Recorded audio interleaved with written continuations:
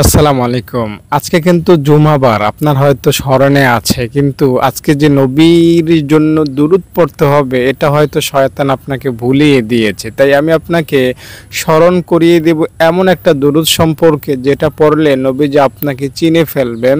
নবীজি কবরে, হাসরে, মিজানে সব জায়গায় আপনাকে সাহায্য করবেন এবং এই দুরূদটা পড়ার ফলে আপনার এই জীবনে যত গুনাহ আপনি করেছেন সব গুনাহ মাফ হয়ে যাবে। আজকের জুমাবারে এই দুরূদটা আমার সাথে পড়ে যাবেন। দায়িত্বের সাথে বলছি ভাই বোন, আপনি নিষ্পাপ হয়ে যাবেন, বাবু বাচ্চা হয়ে যাবেন।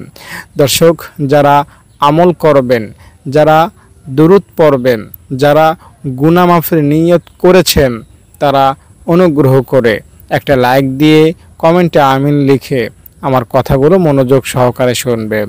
আমি এই ভিডিওর মধ্যে জুমার দিনের সাথে দুরূদের সম্পর্ক তুলে ধরব। এই ভিডিওর মধ্যে এমন একটা দুরূদ আপনাদের সাথে শেয়ার করব যে দুরূদটা পাঠ করলে আপনার হাজার হাজার না বরং লক্ষ লক্ষ গুনাহ আল্লাহ মাফ করে দিবেন।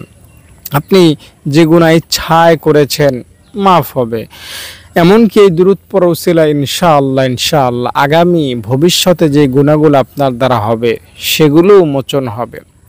আপনার এই দুরূদটা পড়ার ফলে আপনার আগামী 100 বছর, 200 বছর, 500 বছর আপনার জন্য ফেরেশতারা দোয়া করবে।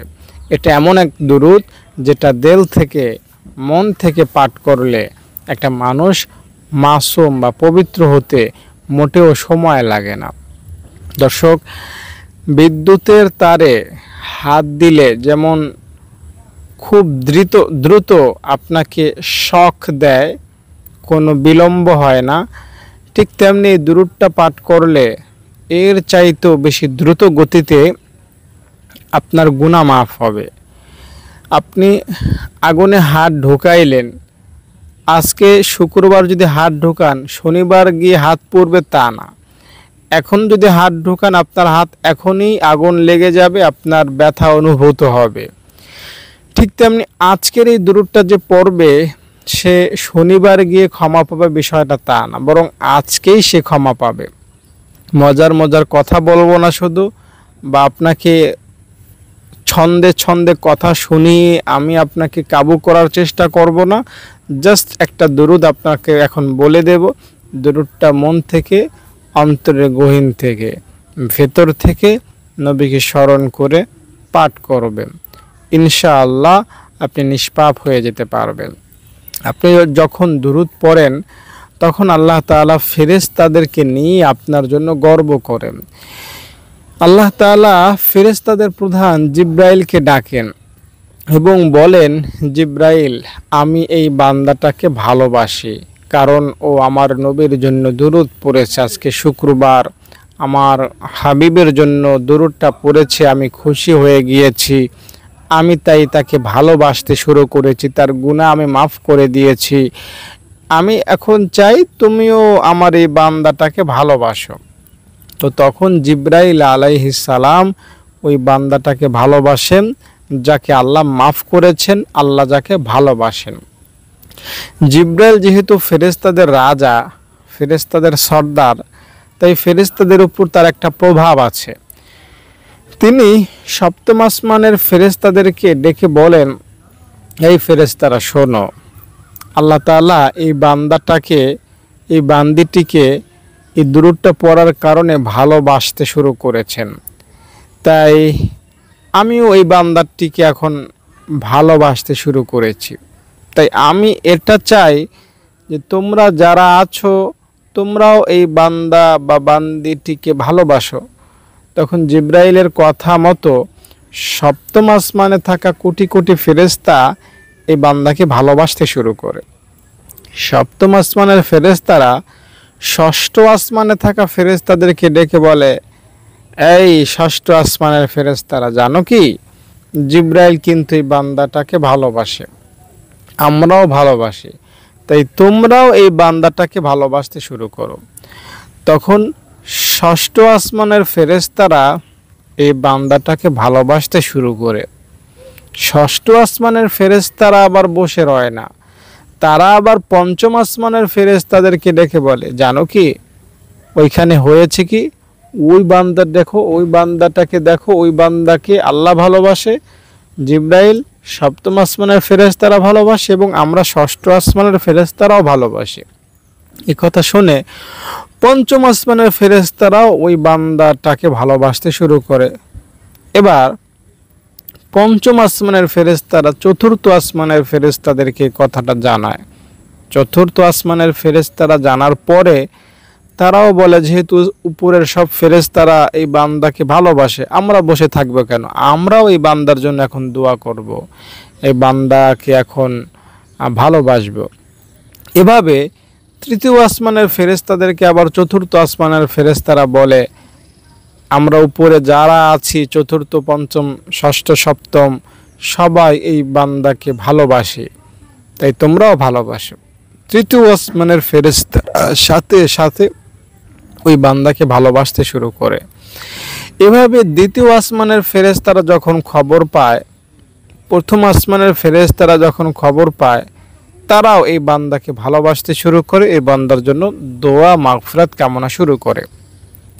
এবার প্রথম আসমানের ফেরেশতারা আবার জমিনে ছড়িয়ে ছিটিয়ে থাকা ফেরেশতাকুলকে ডেকে বলে, এই জমিনের ফেরেশতারা, খবর রেখেছো কি, উপরে যত আমরা আছি ফেরেশতা সবাই কিন্তু বান্দার প্রেমে পাগল হয়ে গেছি, আল্লাহর এই বান্দির প্রেমে আমরা কিন্তু হাবুডুবু খাচ্ছি, ভালোবাসতেছি, বান্দিটির জন্য আমরা জীবন কোরবান দিয়ে দেব। তো এই কথা যখন জমিনের ফেরেশতারা জানতে পারে, তারা বলে, বাহ, ভালোই তো, ভালোবাসার একজন বান্দা পাইলাম। তো জমিনের ফেরেশতারাও এই বান্দাকে ভালোবাসতে শুরু করে। সুবহানাল্লাহ। আজকের এই দুরূদটা আপনি পাঠ করবেন, সাত আসমানের সব ফেরেশতা আপনার জন্য দোয়া করবে। বিশ্বাস করেন, এটা আমি বানায় বলছি না, আমি যদি বানায় বলি উপর থেকে গজব নাজিল হবে আমার উপর। আপনি আজকের এই জুমাবার এই দুরূদটা পাঠ করবেন, আসমানে জমিনে ছড়িয়ে ছিটিয়ে থাকা যত ফেরেশতা আছে প্রতিটি ফেরেশতা আপনার জন্য দোয়ায় লিপ্ত হবে, প্রতিটি ফেরেশতাকে আপনি আপনার জন্য ব্যস্ত করতে পারবেন, আপনার জন্য দোয়া করবে। এত বড় কথা বললাম, এরপরেও যদি আপনার দুরুদের প্রতি, আজকের এই শুক্রবারে দুরুদের প্রতি আপনার মন না গলে, দুরুদ পড়তে মনে চায় না, 1000 বার দুরুদ যদি পড়তে না পারেন, তাহলে আর কি করার বলেন। এজন্য বলছি দুরুদটা আপনার ধরা উচিত, কারণ আল্লাহ তাআলা নামাজ পড়েন না কিন্তু আল্লাহ দুরুদ পাঠান, আল্লাহ তাআলার রোজা নাই কিন্তু আল্লাহ তাআলা দুরুদ পাঠান তার বন্ধুর জন্য। আল্লাহ তাআলার কোনো আমল নাই, আল্লাহ তাআলা আমাদের মতো কোনো আমল করেন না, আল্লাহ আল্লাহর মতো, কিন্তু আল্লাহ তাআলা তার বন্ধুর জন্য দুরুদ পাঠান। বুঝতে পেরেছেন, যে কাজ আল্লাহ করেন সে কাজ আমাদেরকে আল্লাহ দিয়েছেন। সুবহানাল্লাহ, সুবহানাল্লাহ। শুধু আল্লাহ করেন না, আল্লাহর যত ফেরেশতারা আছে না, সব ফেরেশতারা নবীর জন্য দুরুদ পড়ে, নবীর জন্য দুরুদ পড়ে। আর আমরাও যদি এই দুরুদ পড়তে পারি, তাহলে এটা আমাদের জন্য সোহাগা, অনেক ভাগ্য, অনেক লাকি ব্যাপার হবে। তাই দুরুদ পড়বেন। আপনি যদি দুরুদ পড়তে থাকেন, জান্নাতের পথে থাকবেন। আজকের এই শুক্রবারে আপনি যদি দুরুদ পড়তে ভুলে যান, আপনি জান্নাতের পথ থেকে সরে যাবেন, জাহান্নামের পথে চলে যাবেন। হাদিসে আছে, তুমি যদি দুরুদ পড়তে ভুলে যাও তাহলে তুমি জান্নাতের পথ হারাবে। অন্ধকার রাত্র কখনো আপনি খেয়াল করেছেন? অন্ধকার রাত্রে হাঁটার কখনো অভিজ্ঞতা হয়েছে? হয়তো আপনার হয় না। অন্ধকার রাত্র দেখা এক জিনিস, আর অন্ধকার রাত্রে হাঁটা আরেক জিনিস। ঘোর ঘোর অন্ধকার, ওইটা কত তারিখ? আরবি মাসের 28 তারিখ, 29 তারিখ, আরবি মাসের 28 তারিখ, 29 তারিখের রাত্রে গ্রাম্য অঞ্চলে বা অপরিচিত কোনো স্থানে, যেখানে কোনো আলোকসজ্জা নাই, এমন একটা স্থানে 2 মিনিট হাইটা দেখেন, হয় খালে পড়বেন, না হয় গাছের সাথে বাড়ি খাবেন, না হয় গাড়ির নিচে পড়বেন। আপনার বাবারও সাধ্য নাই 10টা কদম ঠিক মতো দেওয়ার, এটাই বাস্তবতা। তো দুরুদ শরীফ না পড়লে তো আপনার সামনে এরকম ঘোর অন্ধকার হবে, আপনি জান্নাতের পথ হারিয়ে ফেলবেন। এটা আমার কথা না ভাই, এটা হাদিসের কথা। বুঝতে পেরেছেন? আর আপনি যদি দুরূদ মনে রাখেন, স্মরণে রাখেন, আপনি যেই হন, সুদখোর, বেনামাজি, আপনি বেরোজগার, আপনি বেপরদায় চলনেওয়ালা নারী, জেনাকারী, ওগুলো আমার বিচার করার দরকার নেই, ওগুলো আমার দেখারও দরকার নেই। আমি বলতেই পারি আপনার মধ্যে নবী প্রেম আছে, আপনাকে আল্লাহ তাআলা কোনো না কোনো বাহানায়, কোনো না কোনো অজুহাতে জান্নাতে ঢুকাইয়ে দিবেন। কিন্তু দুরূদ দুরূদ যদি আপনি পড়তে ভুলে যান ভাই, আপনার সামনে চরম ভোগান্তি আছে, চরম চরম ব্যর্থতা রয়েছে সামনে। তাই আজকের এই জুমাবার 100 বার দুরূদ পড়বেন, কমাস কম 100টা মনের আশা পূরণ হবে, 30টা এই দুনিয়ায় আর 70টা পরকালে। আল্লাহ রাব্বুল আলামিন আপনার মনের আশা পূরণ করে দেবেন। জিবরাইল বলেছিলেন আমাকে আপনাকে লক্ষ্য করে, আরে আল্লাহর বান্দা, আল্লাহর বান্দি, তুই দুরূদ যদি না পড়িস, নবীর নাম শোনা সত্ত্বেও তোর তো বেঁচে থাকার কোনো অধিকার নাই রে। তুই বেঁচে আসিস কেন? হ্যাঁ, তুই বেঁচে আসিস কি জন্য? তুই মরে যা, আরে তুই ধ্বংস হয়ে যা, ফাজিল, হ্যাঁ, একটা বদমাস। নবীর নাম শুনিস, নবীর জন্য দুরূদ পড়িস না, তুই ধ্বংস হয়ে যা। জিবরাইল এরকম বদদোয়া দিয়েছেন। দুরূদ শরীফ হালকা পাতলা কোনো আমল না রে ভাই। দুরূদ হলো একটা সুড়ঙ্গ বা একটা ব্রিজ, যার এপার দুনিয়া ওপার জান্নাত, মাঝখানে কোনো বাধা নাই, কোনো টোল নাই, একদম সরাসরি জান্নাত। তাই দুরূদ শরীফ পড়বেন, ভাগ্য খুলে যাবে। দুরূদ শরীফ পড়বেন, আল্লাহর নবী আপনাকে স্বপ্নযোগে দেখা দিবেন। আজকের এই জুমাবারে আমার সাথে পড়ুন, আল্লাহুম্মা সাল্লি আলা মুহাম্মাদিন নাবিয়্যিল উম্মিয়্যি ওয়া আলা আলিহি ওয়া সাল্লিম তাসলিমা। পড়েন, আমার সাথে বলতে হবে, অনেকেরই শুদ্ধ হয় না। আল্লাহুম্মা সাল্লি আলা মুহাম্মাদিন নাবিয়্যিল উম্মিয়্যি ওয়া আলা আলিহি ওয়া সাল্লিম তাসলিমা। দুরূদটা পড়বেন 80 বার আসরের নামাজের পরে।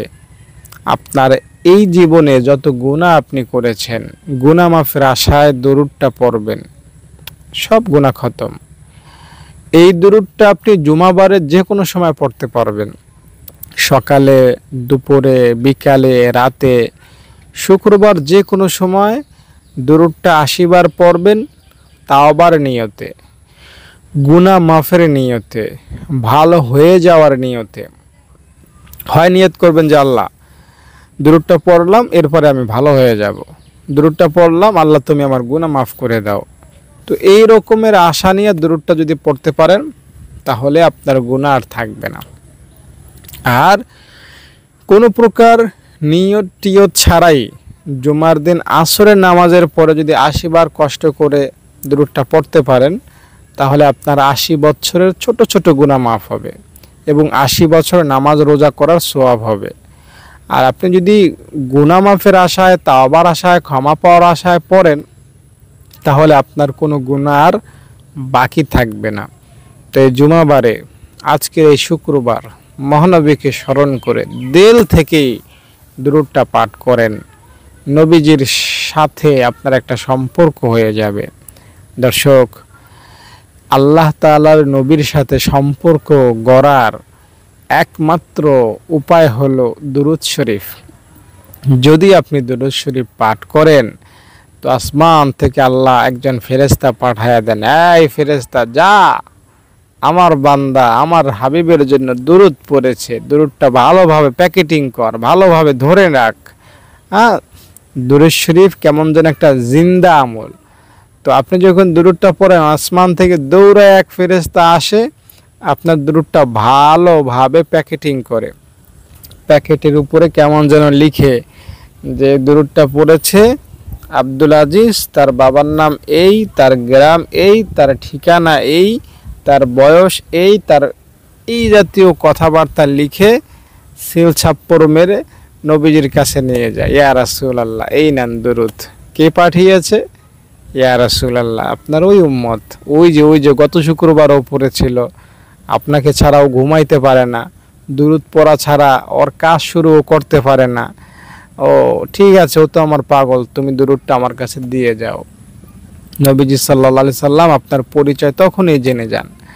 আপনি যেই হন না কেন, কোনো ব্যাপার না, আপনি মনে করতেছেন, আরে হুজুর আম, আমি তো প্যান্ট শার্ট পরি, আমি তো দাড়ি রাখি না, আমি তো বিড়ি খাই, আমার তো বোরকা পরা উচিত, আমি পরি না, তো আমার দরুদ কি নবীজি গ্রহণ করবে? আমি যদি নবীকে সালাম দেই, আমার সালামের জবাব কি নবী দিবে?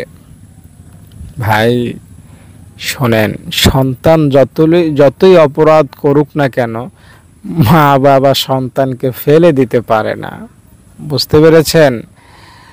একটা অবুঝ শিশু একটা অবুঝ শিশু আহ, বাবার মোবাইল যদি পানিতে ফেলে দেয়, বাবা কি ওই শিশুটাকেও পানিতে ফেলে দেয় বলেন?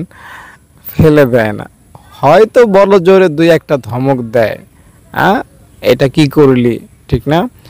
ঘরে একটা সুন্দর শোকেস নিয়ে এসেছেন, হ্যাঁ, কাজ দিয়ে সাজানো, তো আপনার ছেলে বাইরাবাড়ি করে কাজগুলো সব ভেঙে ফেলেছে। 40-50 হাজার টাকা দিয়ে এত সৌন্দর্য একটা ডেকোরেশন করে শোকেস বানাইলেন, আর আপনার আদরের সন্তান ওইটা ভাঙ্গে ফেলাইল। আপনি কি আপনার ওই সন্তানকেও ভাঙ্গে ফেলাইবেন? হাত পা ভেঙে ফেলবেন এই কারণে? না, পারবেন না। আপনি পারবেন না, এটা ঠিক না, পারবেন না এটা, কারণ আপনি সীমাহীন ভালোবাসেন আপনার সন্তানটিকে। তো দয়াল নবীও, আপনি যতই গুনাহগার হন না কেন, আপনি নবীকে একটা সালাম দিলে নবী যে আপনার সালামের জবাব না দিয়ে পারবেন না, কারণ নবীর অন্তর এত বড় অন্তর, নবীজির অন্তর বিশাল। মক্কা যখন নবীজি বিজয় করলেন, তখন নবীজির বয়স সম্ভবত 53 বছর। হ্যাঁ, তো নবীজি সাল্লাল্লাহু আলাইহি সাল্লাম তখন রাষ্ট্রপ্রধান বলা চলে। একজন রাষ্ট্রপতি চাইলেই যে কোনো নিরপরাধ মানুষকেও ফাঁসিতে ঝুলায় দিতে পারে, কোনো কারো কাছে কৈফিয়ত দিতে হয় না, ঠিক না? যেমন শেখ হাসিনা ছিল, কত হুজুরকে হত্যা করেছে, ঠিক না? কেউ কিছু বলল তার কানে নেয় না এসে। তো নবীজি নিরপরাধ মানুষকেও চাইলে হত্যা করতে পারতেন, তাকে কেউ প্রশ্ন করার সাহস পাইতো না।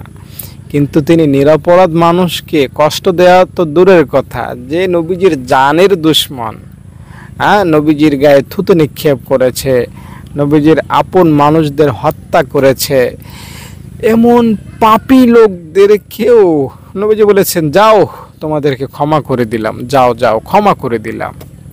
নবীজির অন্তরটা এত বড়, এত বড়। তো ওই নবীকে আপনি সালাম দিবেন, আর আপনার সালামের জবাব আজকের এই শুক্রবারে নবীজি দিবেন না? হয় বলেন? হয় না? হয় না? আপনি বলেন, আসসালাতু ওয়াসসালামু আলাইকা ইয়া রাসূলুল্লাহ। আপনার সালামটা মদিনায় চলে গেছে। আপনি বলেন সাল্লাল্লাহু আলাইহি ওয়াসাল্লাম। আপনার এই দরুদটা ভালোভাবে প্যাকেটিং করে আপনার নাম নবীর কাছে বলবে, আপনার বাবার নাম নবীর কাছে বলবে। যেমন আমার নাম আব্দুল আজিজ, আমাদের গ্রামে, আমাদের সমাজে, পৃথিবীময় কত আব্দুল আজিজ আছে। নবীজি আমাকে কেমনে চিনবেন বলেন? এই জন্য আমাকে চিনতে যা লাগে, ইয়া রাসূলুল্লাহ, আব্দুল আজিজ কোন আব্দুল আজিজ? তার বাবার নাম এই। ও, তার বাবার নাম এই, কই? ওই বাংলাদেশে অমুক গ্রামে অমুক জায়গায় থাকে, আপনার প্রতি আজকে দুরূদ পড়েছে। তো আমি যখন ভক্তি শ্রদ্ধা নিয়ে নবীজির সামনে দুরূদ পড়ব, তো নবীজি কিন্তু আমাকে চিনে ফেলবেন, আমাকে জেনে ফেলবেন, ঠিক না? তো এভাবে যদি আমার দুরূদ, আমার সালাম নবীর কাছে বারবার যেতে থাকে, তো নবীকে আল্লাহর কাছে একটু বলে দেবে না যে আল্লাহ তুমি এই উম্মতটাকে দেখে রাখো? একবার যদি নবী বইলা দেয়, ভাগ্য তো খুলেই গেল, ঠিক না? নবী প্রেমের খেলা আপনি বুঝবেন না ভাই। নবী প্রেমের খেলা দিয়ে আপনি খুব সহজে জান্নাত কিনে ফেলতে পারবেন। এটা একদম ইজিলি, একদম সহজ। দেখেন, একটা কাজ অনেকভাবেই করা যায়। যেমন পেটের ক্ষুধা অনেকভাবেই নিবারণ করা যায়। আপনি ভাত খাইবেন, পেটের ক্ষুধা যাবে। আপনি কলা রুটি খাবেন, পেটের ক্ষুধা যাবে। আপনি চা বিস্কিট খাবেন, পেটের ক্ষুধা যাবে। আপনি মুড়ি খাবেন, পেটের ক্ষুধা যাবে, ঠিক না? কিন্তু আমরা ভাত না খাইলে পেটের ক্ষুধা তেমন আমার মন ভরে না আমাদের, ঠিক না? তো জান্নাত পাওয়ার জন্য অনেক বিশেষ রকমের আমল আছে। তুমি 3 বার রাদিতু বিল্লাহ দোয়াটা পড়ো, জান্নাত তোমার হয়ে যাবে। 3 বার দরুদ 3 বার জান্নাত আল্লাহর কাছে চাও, প্রতিদিন জান্নাত তোমার হয়ে যাবে। প্রতিদিন 2 বার সাইয়্যিদুল ইস্তিগফার পড়ো, জান্নাত তোমার হয়ে যাবে। প্রতিদিন আয়াতুল কুরসি পড়ো 5 ওয়াক্ত নামাজের পরে, জান্নাত তোমার হয়ে যাবে। অনেক সহজ আমল আছে। এই সব আমলের ভিড়ে সবচেয়ে সহজ এবং যেটা অনেক ভালো, অনেক অ্যাকশনওয়ালা আমল, সেটা হলো দুরূদ শরীফ। এই দুরূদ শরীফ আপনাকে জান্নাতে নিয়েই ছাড়বে, এটা আমি গ্যারান্টি সহকারে বলতে পারি। তাই আপনি আজকের এই দিনে জুমার দিন নবীর শানে ভক্তি করে দুরূদ শরীফ পাঠ করুন, নবীকে সালাম দেন। আপনি যখন বলবেন আসসালাতু ওয়াসসালামু আলাইকা ইয়া রাসূলুল্লাহ, হে আল্লাহর হাবিব, আপনার প্রতি আমি দুরূদ ও সালাম পাঠাইলাম। নবীজি মদিনার থেকে সালামের জবাব দিবেন এভাবে, ওয়া আলাইকা ইয়া উম্মতি, ও আমার উম্মত, তোমার উপরও আল্লাহ তাআলার সালাম। দেখেন, আপনি আমি গান্ধা, আপনি আমি কি অপবিত্র, গুনাহ করি, হারাম খাই, এই সেই মিথ্যা, হিংসা, অহংকার, কত কিছু করি। আমাদের সালাম কবুল হতেও পারে, নাও হতে পারে, কিন্তু বিশ্বনবী তো পবিত্র আল্লাহর বন্ধু, তার সালাম আমাদের জন্য, নবীজির সালামের জবাব, এটা তো নিঃসন্দেহে কবুল হবে, ঠিক না? আর নবীর সালাম মানে কি, উম্মত তোমার উপরও আল্লাহ তাআলার শান্তি বর্ষিত হোক। একবার যদি আমার কোটি কোটি সালামের ভিড়ে একটা সালামের জবাবও যদি দয়াল নবীর মুখ থেকে উচ্চারিত হয়ে যায়, আল্লাহর আরশ, যিনি আরশের মালিক, ওই আল্লাহ তাআলার কসম করে বলছি, আমাকে কোনো গুনাহে জাহান্নামে নিতে পারবে না। নবীজির একটা সালামের জবাব, আমার একটা সালামের জবাব যদি আমার নবী দিয়ে দেন, আমার কোনো গুনাহ আমাকে জাহান্নামে নেওয়ার ক্ষমতা রাখে না। আল্লাহ তাআলা আমাকে জান্নাতে দিয়ে দিবেন। তাই প্রতি শুক্রবার প্রতিদিন বেশি বেশি সালাম দেন, না জানি কোন সালামের জবাবটা আল্লাহ তাআলা কবুল করেন, না জানি কোন সালামের কারণে আমার ভাগ্যটা খুলে যায়, না জানি কোন দুরূদ বা কবে দুরূদ পড়ার কারণে আমার ভাগ্যটা খুলে যায়। ভাই বোন, বন্ধু, দর্শক শ্রোতা, যারা ভিডিওটা দেখলেন, সবার কাছে করজোরে অনুরোধ করব, একটা লাইক দিয়ে যাবেন এবং সবাই কমেন্টে লিখবেন আমিন। লিখবেন তো? আপনার হাতে পায়ে ধরে অনুরোধ করছি, এত কষ্ট করে ভিডিওটা বানাইলাম, একটা লাইক দেন ভাই, লাইক না দিয়ে যায়েন না। যারা লাইক করলেন, আল্লাহ তুমি তাদের মনের আশা পূরণ করে দাও, তাদেরকে গায়েবী সাহায্য দান করো।